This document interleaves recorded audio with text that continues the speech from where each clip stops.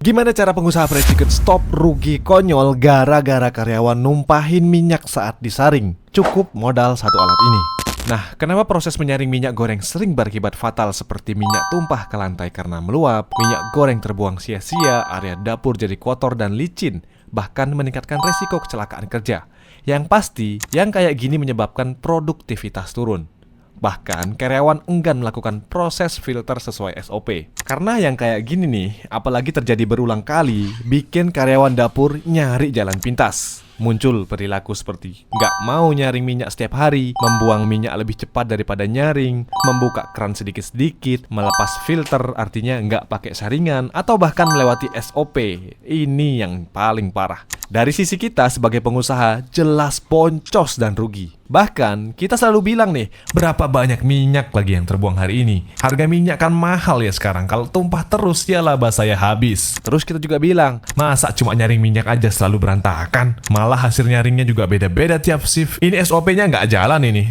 Biasanya ya seperti itu yang terjadi. Makanya, kita sebagai pengusaha tidak mungkin mengawasi dapur selama 24 jam. Ketika Anda sedang melayani pelanggan, bertemu supplier, atau mengembangkan bisnis baru, siapa yang memastikan proses penyaringan minyak berjalan dengan benar? Jika setiap hari masih ada minyak yang tumpah saat proses penyaringan minyak, filter mampet, berarti uang Anda ikut mengalir ke lantai. Yang Anda butuhkan bukan karyawan yang lebih berhati-hati, tapi sistem dan alat yang membuat kesalahan itu sulit terjadi. Gimana caranya?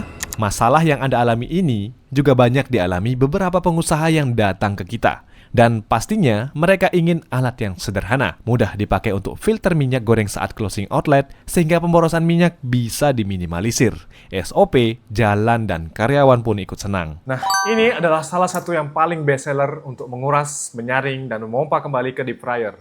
Cara kerjanya sangat sederhana. Pertama, setelah proses produksi selesai, biarkan suhu minyak turun ke kisaran 60 derajat atau menyesuaikan rekomendasi mesin. Kedua, hubungkan oil filter ke keran pembuangan deep fryer. Ketiga, minyak bekas dialirkan dari tangki fryer menuju chamber mesin oil filter. Proses penyaringan tahap pertama untuk menyaring remahan besar. Lanjut filter yang kedua ada untuk menyaring remahan nano pada saat pompa mesin aktif dan mengembalikan minyak goreng ke deep fryer.